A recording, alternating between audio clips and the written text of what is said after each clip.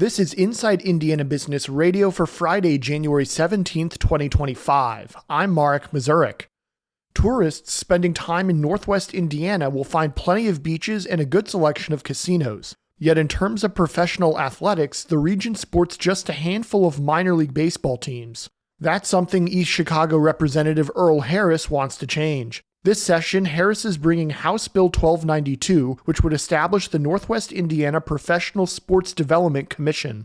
The commission would be comprised of appointees from Gary to South Bend, and the bill authorizes the commission to conduct studies and lay the groundwork for bringing more professional sports to the area. As well as our proximity to Chicago really makes Northwest Indiana a great place for tourism, which is, as we know, a great economic driver here in the state. The legislation does not set up any funding for the commission. Any allocations would need to be made by the Assembly in a separate measure. The bill also doesn't specify a geographic boundary for where the commission could look to place any interested teams. Harris said he intentionally didn't want to put many constraints on what the commission can consider. Purdue University is partnering with Eli Lilly and Company and New Jersey-based Merck and Company to launch an institute aimed at pioneering advances in the development of new medicines. The Young Institute Pharmaceutical Manufacturing Consortium will focus on manufacturing sterile injectables and aseptic manufacturing, the university said. Purdue said the collaboration underscores a commitment to onshoring pharmaceutical manufacturing and bolstering domestic production. The group will seek to create new systems using automated visual inspection and inline product quality monitoring, which Purdue says will require a new generation of skilled manufacturing engineers and scientists. From the number one source for Indiana business news, this is Inside Indiana Business Radio. To succeed, you need to stay informed. You need to be engaged. And let's face it, you need to set yourself apart from the rest by connecting with a company that brings you the best. Because in today's environment, business is an ever-moving target, and we'll help you chase it. IBJ Media. The best of business is in us. Get started at ibjmedia.com/youngprofessional.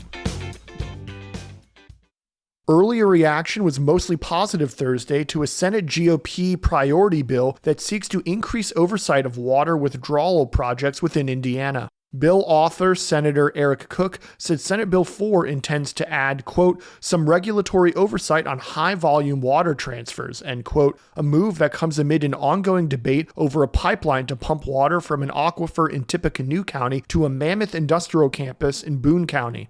The current draft of Cook's measure would specifically require a utility or large private sector project leader to obtain an approval permit from the Indiana Department of Natural Resources before carrying out a project where significant amounts of water are moved from one water basin in the state to another.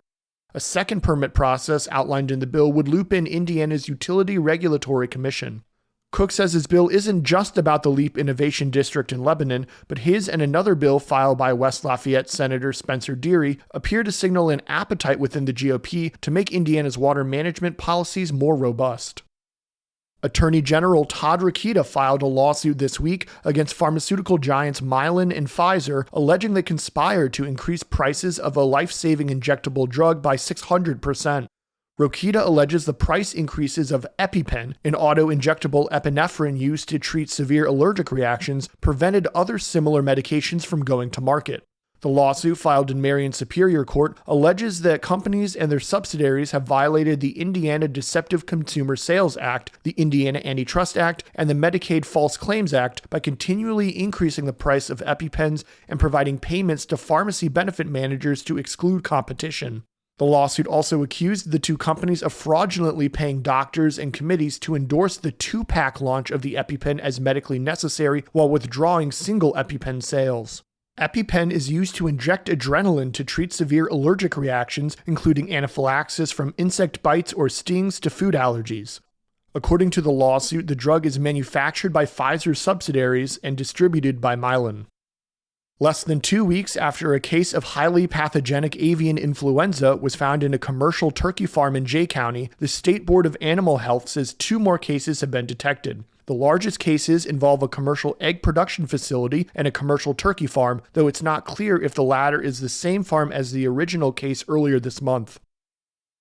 Marketing executive Trevor Yeager is this week's guest on the Business and Beyond podcast with Gary Dick, presented by PNC, a weekly conversation with high-profile Hoosiers in business, sports, entertainment, and beyond. Available now from your favorite podcast provider.